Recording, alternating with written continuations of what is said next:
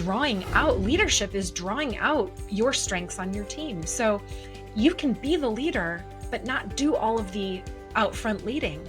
Part of leadership is putting the right people in the right positions. Welcome to Build Your Culture Brand with Dr. Jay Rain. As leaders, you have the ability to design and lead culture intentionally. Hear from culture leaders who are moving from a values list to values lived.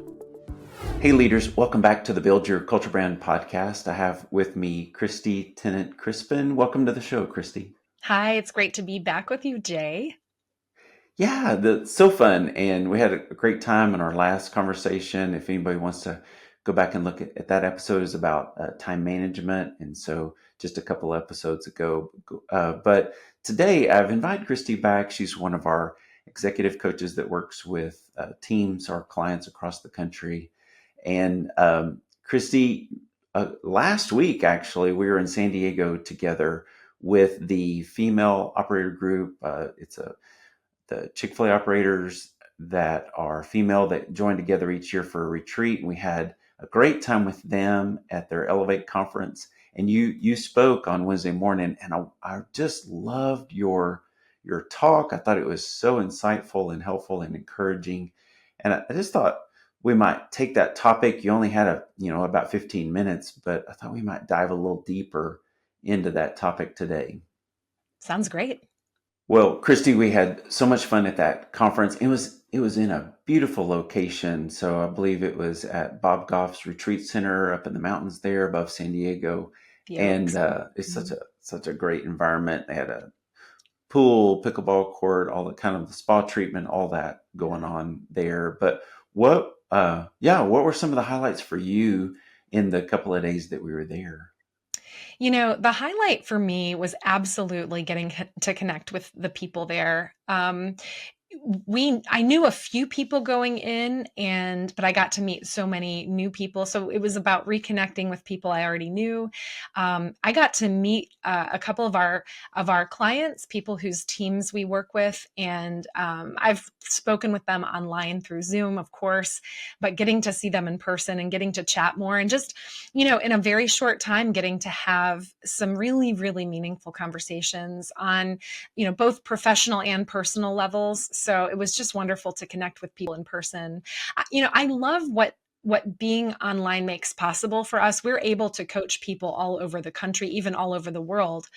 But I also just treasure opportunities to connect in person with our clients, with our coachees or leaders, whatever we want to call them. And so that was a huge highlight for me. And then also meeting new operators. I met a couple of women who have been operators for many years. And I was joking with them that they were the OG, female operators, and getting to see their hearts for mentorship and hearing them introducing me to other women who they've mentored and who've come up kind of in their wake in some sense, but then also getting to meet operators who have been doing this for 1 year, 2 years, 4 years, and hearing about their journey and the things that they've experienced to get to where they are. Absolutely incredible. We got to have conversations over a meal, over breakfast with several people, and then just getting to speak with people in the sponsor room when they came in to see our table was just wonderful. Well, I loved your topic, and I wanted to share a little bit about your topic, kind of how you introduced that, and then I want to ask you about a few of the stories that you shared. But what were you sharing? What was your main goal with your talk that you did? Yeah, I came up with this. The theme was cultivating your legacy of leadership, and I was really talking about how cultivating your legacy of leadership is really about two things. It's about seeing and naming leadership potential in your team and in others who you know, and then equipping them and empowering them to take ownership and go for it. Those are the two things that I see. And I got that from actually conversations with operators or a couple of interviews that I listened to from operators where, they're launching their new store and they're talking about their journey. And to a person, every operator who I've had the chance to ask, tell me about your journey to becoming a Chick-fil-A operator, every single one of them at some point in their story mentioned someone who told them that they had what it took to do that. And I don't know when I noticed that, but once I noticed it in every story I heard. And even on this retreat, as I got to meet operators and ask them, hey, tell me, I'd love to hear your journey. Tell me about how you got here. They always mentioned it was maybe a brother-in-law, or there were people who worked at Chick-fil-A as teenagers. And then, one day their boss said to them, I think you have what it takes to do this. You should consider going to LDP, or, pursuing operator ownership. So that was what piqued it, was just that noticing that everyone mentioned someone telling them, you have what it takes to do this. But then also recognizing the importance of ownership. And I mean, I can get more into this now or later, but we have seen that in our coaching practice as we've talked about, culture and execution, and how we do most of our coaching in that space of culture and execution. But at some point, we realized that if we're not also coaching ownership and really coaching people to give ownership, and that's why we talk about every level ownership, then execution and culture, it doesn't quite work if we don't give ownership to the whole team. Yeah. So that's what was behind it. And then the more I started to kind of explore that, I would test it. I tested it in a lot of different scenarios, and I was like, nope, it works here too. It works here too. So I stand behind it as what it takes to cultivate your legacy of leadership. It's so good. And you shared some incredible stories that I'd love to dive into. But yeah, I agree that there's this sense of, there's this moment in time that I think we could probably all think back to. In fact, I mean, if you're listening right now, just think back right now. Who are those people, or who is that person that said, I think you can do this? I actually have had multiple people in my life, including my wife, Michelle, who is that person for me, who really speaks into my life. But there was also this one person that some of our listeners might know or remember. And as you, a listener, think about who is that person, I'm also thinking it was Scott Clark. Scott Clark was a owner operator in Rogers, Arkansas. He's since passed away in the last few years, but at the time we had been working together on some other projects, and one day I just remember we were in the support center, actually, there in Atlanta, in the Chick-fil-A support center, and we had been to some other meetings, and he just sat me down and he said, I don't know what your next steps are, but if you're thinking about, working with teams, at the time we were living overseas and headed back this way. And he said, I could really use you with my team. And in fact, I think you should make a go at this with teams. And there was just this moment of, those were thoughts maybe I'd had, but I'd never had anyone like that say,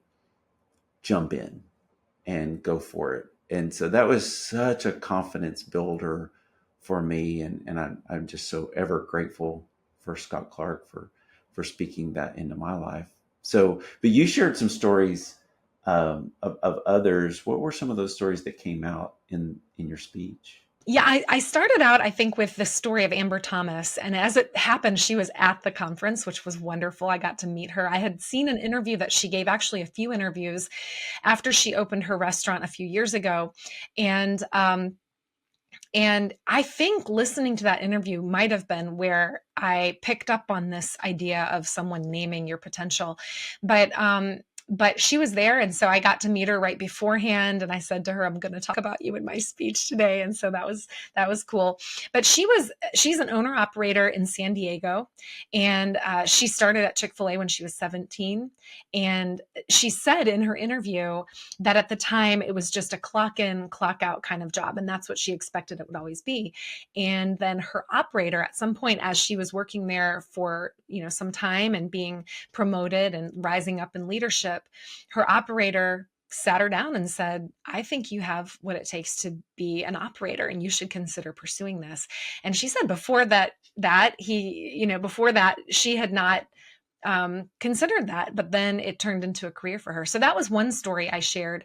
I also talked about my daughter, Mina, and I've shared this story before, actually several times, but it was such a pivotal thing for me as a mother as well, because it's not just other people naming it to you. Sometimes it's also other people naming it for you about others. And here's what I mean by that. She was 3 years old and in preschool. And she I had taken her to this preschool. I feel like she may have not even been in 3 yet. I mean, I think she was on the cusp of turning 3. So she was tiny. And, Mina had always been very strong-willed and very assertive, very confident. People would remark about it. And of course, when you're parenting a toddler, basically, who's confident, assertive, and, strong-willed, it's challenging. It's hard, you know? And, and so I went in for my first parent teacher conference with her teacher, Miss Loretta Kimball in Seattle. She's amazing. And she had been teaching for decades in public school. And then she had started this preschool, and in the meeting, she commented to me, Mina is a leader. And I'm like, I had no framework for understanding the possibility of a 3-year-old leader. I would never have looked at my 3-year-old daughter and thought leader. And I laughed. I was like, how can you possibly know that? But then I started to look at my daughter differently, and I started looking at her strong will and her assertiveness and her confidence. And I was like, oh, now it makes sense because she's a leader. And what can I do to draw out her leadership potential? How can I see that and then, help fan that into flame? And it changed how I parent my daughter. I'm not saying it got easier. It's not easy. And I've joked about the fact that I work for Mina. She has a way of getting me to do things that I did not sign up for. I did not schedule. But a lot of times my white space that I talked about in my last interview or conversation, I should say, my white space goes to Mina's, you know, ideas and visions. And but I love supporting it. And I love imagining where she's going to go with that. And I speak that into her. I'm like, Mina, you're a leader, use your powers for good. I love it. I love it. Let's take those two examples then and kind of Mhm. think about, kind of tease out some of the different parts of that. And I think what I hear you saying is that part of leadership is looking at someone and seeing kind of over their head a little bit. Like, I see where you're about to grow to, or where you could grow. And a lot of times, we don't, people that have done it for us, and when we do it for other people, it's an awareness that you're giving them that they may not already have. They may not have ever had that thought.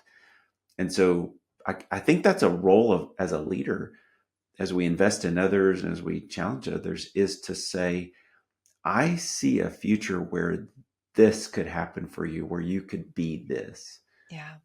Yeah. So I love that. Absolutely. Yeah, absolutely. And I think also um it can help us also when we're helping people identify their opportunities for growth. And what I mean by that is, you are a leader. This came up in I'll bring from another story I shared in the speech that I did. Ray, and everyone I'm sharing about, I got permission to share about. So just making that note. Ray is a leader I coach, and he shared his story. He was 20 years old when he started at Chick-fil-A, and it was just a paycheck. That was his word. He was like, it was just a paycheck. And I was, in his words, he said he was a total screw up for that first year. He was always late. He was often calling out. And he said, I probably should have been fired. But now he's 25 and he meets weekly with an executive leadership coach. That would be me. And it's paid for by his operator. And I said to him one day, what changed for you? Like, what happened? And he was like, I love to tell this story. And then he told me the story about how one day his operator sat him down Actually, it wasn't the operator, it was his GM. She sat him down and she said, you are a rock star. You have so much energy and you are a leader by your example. And I know you can do more. And he said for him, no one had ever really spoken to him that way before, in that moment. And something about that, he did a 180 like that. He said he stopped calling out, stopped coming in late, and started investing in himself, in his own, identity as a leader. And now he takes it very seriously. He is really going for it. And so I loved that story. And what I was starting to say is sometimes someone sees that potential and calls it out or names it, but it's also in the context of them saying, I see this in you, but if you don't make this change, you're never going to be able to do it. But she didn't say it that way. She said, I see this in you and I know you can do better. And so, sometimes the naming it is also in the context of helping course correct someone so they can go on that trajectory for what they have the potential for and not kind of waste it. Right.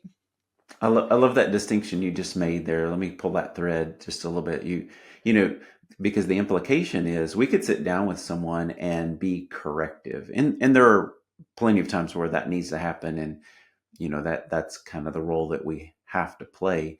But in that moment, this leader chose a different tack, and they called Ray up. This person called Ray up and said, I think, in a way implied, I think you can get there. It would have enormous benefits if you would aim this way. And so it was a whole lot less about what Ray should stop doing, and it was a whole lot more about what Ray could start doing. And I mean, it's such a powerful leadership technique of we could dwell on the negative here, and probably rightly so, and dig out a lot of necessary conversation. But there are moments where you just call them up and call them, Right. instead of calling them out, you're calling Yeah, them up to a that's right. place. Yeah, that's right. And then there's the component of identity. And that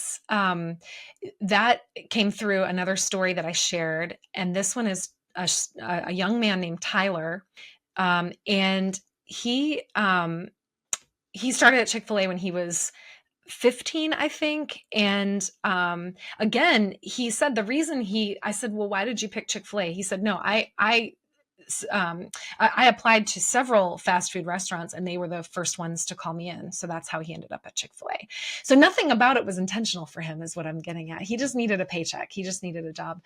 But once he got there, after a little while, I mean, he was probably 16, his GM, she began to draw out of him his leadership.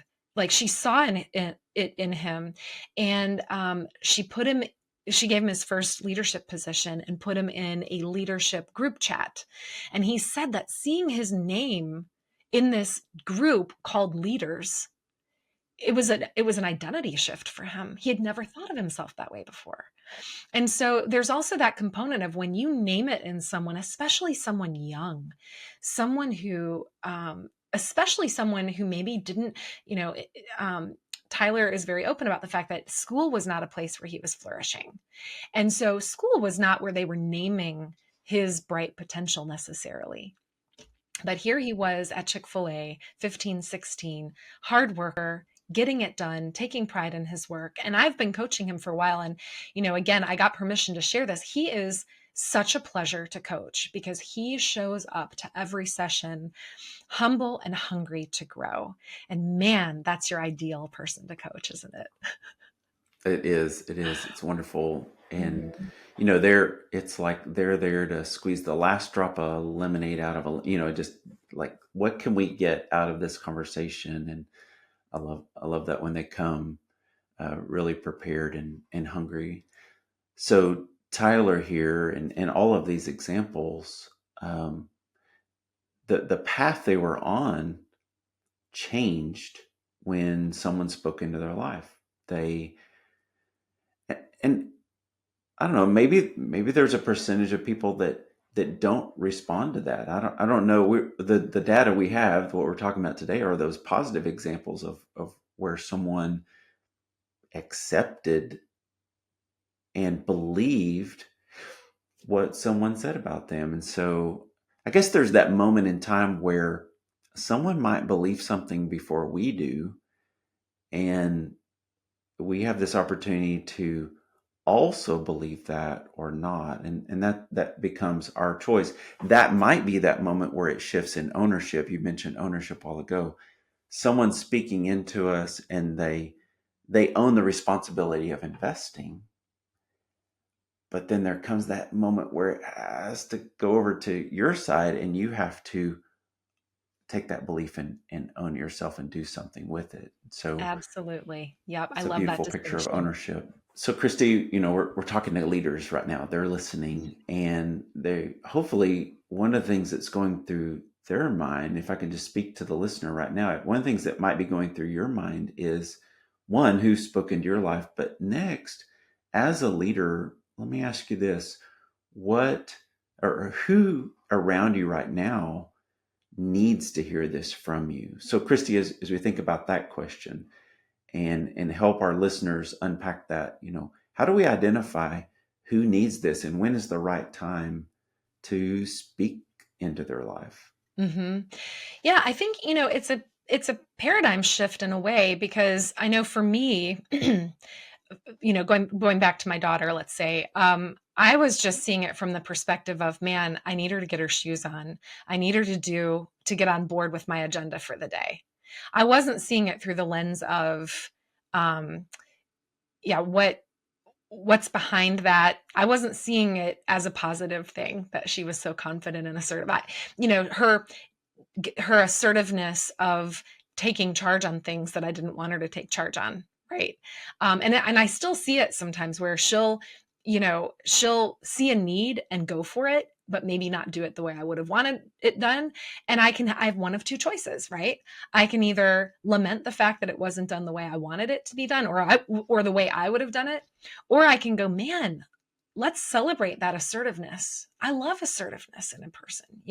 So as the leaders who are listening to this are thinking of people in their sphere, perhaps on their team, perhaps in their store, or wherever they're leading, if there are people for whom there are things that are challenging for you or frustrating because you're seeing it through the lens of your agenda and the things that you want to do, what would happen if you began to see it through the lens of, where is this actually a strength that I just need to give some direction to? So what happened with Mina, and I see this also in a lot of the people who we coach, is when I started giving her meaningful ownership, meaningful responsibilities, the stuff, she didn't feel the need to take ownership, right? Because she was given ownership.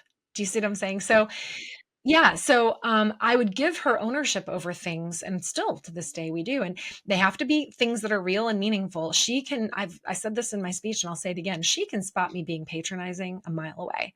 So it could not be, here, Mina, you be over here with the toy kitchen items, and you stir water in a bowl while mommy does the real cooking. No.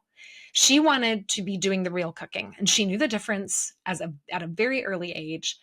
And so I had to give her meaningful, real contributions. And so that might mean that the vegetables weren't chopped the way I wanted them to be chopped, or whatever. But so what, right? So for the leader listening, where are opportunities in your store where you could put someone who is just itching to be in charge of something, to be responsible for something, to have ownership and pride in their work? Where could you give them ownership? Christy, I love what you just did there. You connected this ownership, the sense of, and I like how you said it, that we give them meaningful ownership. It's not patronizing. It's not small stuff to keep them busy. And so to give meaningful ownership, but then you did something really powerful that I think we need to understand as leaders is leaders have to maintain the mission. They have to keep reminding everybody what the mission is and how their work connects to that. And so one of the ways that you just identified in making sure that ownership is meaningful is to attach any piece of ownership, whether it seems big or it seems small, anything to the success or failure of the mission. And this is a mission critical clean the bathroom, or this is a mission critical wash your hands, or this is mission critical greet the guest. And all of those are attached to the mission that we're on. And as leaders, that's one of our big tasks, right? Is to know the mission, know where we're headed in the vision, but then keep everyone moving forward on the mission. So, yeah, I like how you reattached, seeing people's potential. The other thread I wanted to pull out of what you just said was understanding the person, the recipient of when you name their potential. We're not blowing smoke. We're not saying something to them that really can't be there. We're saying something to them that we see that is true, real potential. And I think part of, even as you think about your daughter and how personal that is for you, but in the leadership world, uh, one aspect of that is finding out their abilities, but also their motivation. So ability and motivation. Where Mina, her motivation was, to be involved and contribute and cut and be like mom and all the things. We and my son and I've had this conversation too. And I cannot insert a motivation into another person's life. I cannot place a motivation in someone's heart. What I can do as a leader is watch them, learn from them, study them, figure out their motivations, and figure out how to attach their motivation with the mission that we're on. And if those can't align, then maybe we need to part ways. But if I can tap into their motivation, if it's, wow, this person loves to organize, well, let's figure out how to use that gift of organization for the greater mission. Or, boy, that person really engages well with people. Let's figure out how to use their engagement and show that they can take ownership of that. They can grow and develop and foster that skill and that motivation, but it also helps the mission. So part of leadership isn't, it's not inserting things that aren't there so much as pulling out what really Mm-hmm. is there. Mm-hmm. And one of the ways that we help people do that is through using a disc, right? That That's gets right. right to motivation. That's right. That's a So, good point. I was thinking about Mina, and I had already disprofiled her at 3. When you mentioned her, I'm thinking, okay, yeah, she's probably a DI, at least a D, probably a DI. Motivating. She gets everyone on board. She's very confident, decisive, all that. And in our society, we tend to, when we think of the word leader, we tend to think of a D type personality, dominant, decisive, willing to take control, all of that. But among our team, we have a theory, and I think this is a prevailing theory among other leaders too, is that you can actually lead from any of the disc corners or whatever personality profile you're looking at. Any personality can be a leader.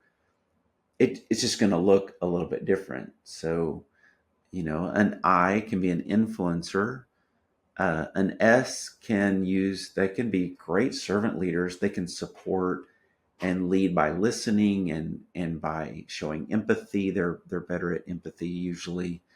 Um, C's can be, they can do a lot of research. They can pull together the data. They can be very convincing. They're actually great. C's make great public speakers and motivating a team and really selling the details and the confidence in the data and the processes. And then you have eyes, like you mentioned with Mina. So I don't know, what have you seen as far as seeing leadership drawn out through the disc profile? yes, I think we have to help people with that mindset shift. And again, coaching is so often about helping people with mindset shifts, just helping them see where they're maybe where their view of something is kind of narrow, and then helping ask good questions so they can expand their view and see things differently. And one example of that is in this leadership idea, because as you said, a lot of people will default to thinking that the D's are the natural leaders, or perhaps the I's because they're so influential. And I have seen well, the mindset shift is thinking that leadership is about being demanding, direct, domineering, all of that. Leadership is example more than anything. More is caught than taught across the board. And so when you have a C who may defer to the D because she's not going to go toe to toe, right? In a meeting, she's not going to go toe to toe with a D who's like determined that they're going to. But if that C just quietly continues to do what she knows is the right thing to do or whatever, she's going to lead by her example. And that's not to say that a C isn't going to step up and, and correct somebody or whatever. I mean, there are certainly scenarios where that happens, Absolutely. And they but have the data to back it up. correct. Yeah, for sure. But I guess what I'm getting at is just that idea of what is a leader in the first place. And any of the quadrants or, blends of quadrants can lead so effectively from their place of strength, taking into account how different personalities interact and respond, but and so there's the natural way that we operate, and then there's the recognizing. And I always say, like, I often will talk about a D and an S needing to have a hard conversation. If a D and an S need to have a hard conversation, what's the D going to want? The D is going to want them to cut to the chase. Let's just shoot straight, tell it to me straight, doc. And the S is going to be more likely to want to protect the relationship first. And, let's connect before we dive into the place where we need to have this hard conversation.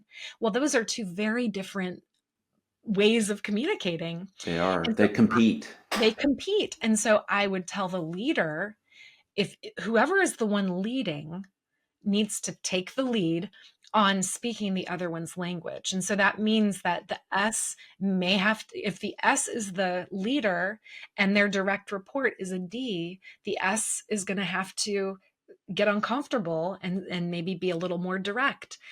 And then, of course, we want to help everyone grow and meet in that middle, right? We want everyone to be able to meet in the middle with their effective communication.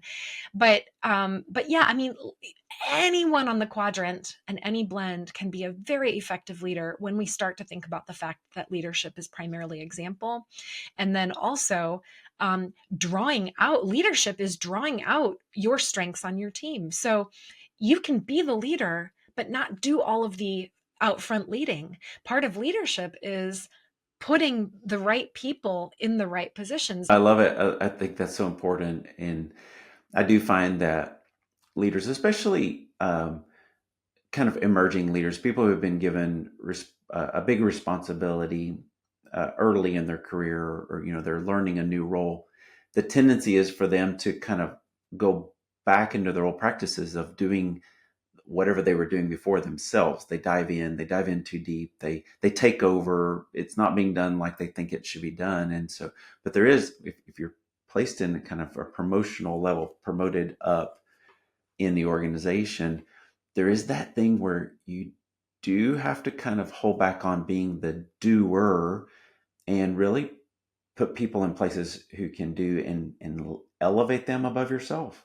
Hey, I am no longer the expert in this area. I know a lot about it, but I want you to be the expert, and I'm gonna you stand on my shoulders and handle this thing. I'll uphold you, I'll support you, but you're actually going to be kind of on my shoulders. I'm lifting you up to handle that. I was looking around that room of 70 ladies. They're leading their organization, amazing CEOs and owners of their organizations, and I was just trying to think, okay, what are some things they really face on a day-to-day basis? And although I don't know all the answers to that, some of the ones that, and there were a few in the room that I coach, and so I have a little bit of inside track on them and what they face every day. But I think for the owner, so much of what they face is, they do own everything. Everything's dependent on them. It's all on their shoulders. They feel that weight of the business. And what they really desire, I think,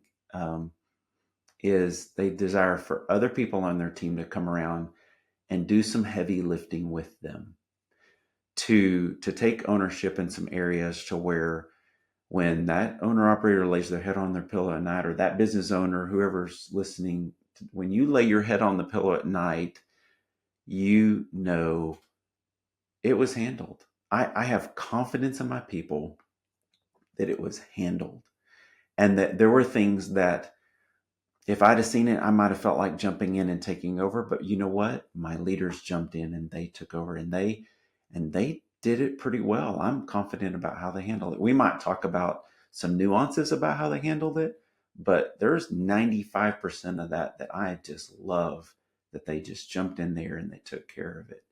And so,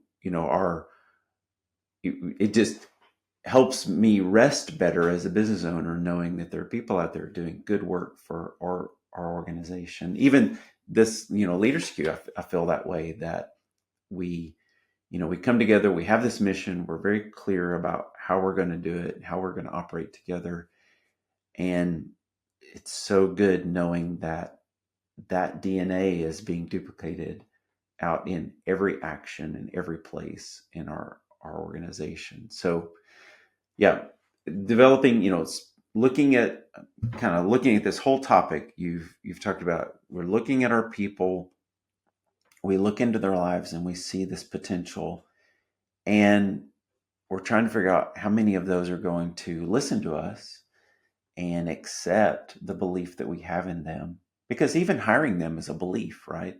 So we're putting belief in them, but at what point will they take that belief and they'll take ownership for it, and they'll do something with that belief investment, along with all the other investments?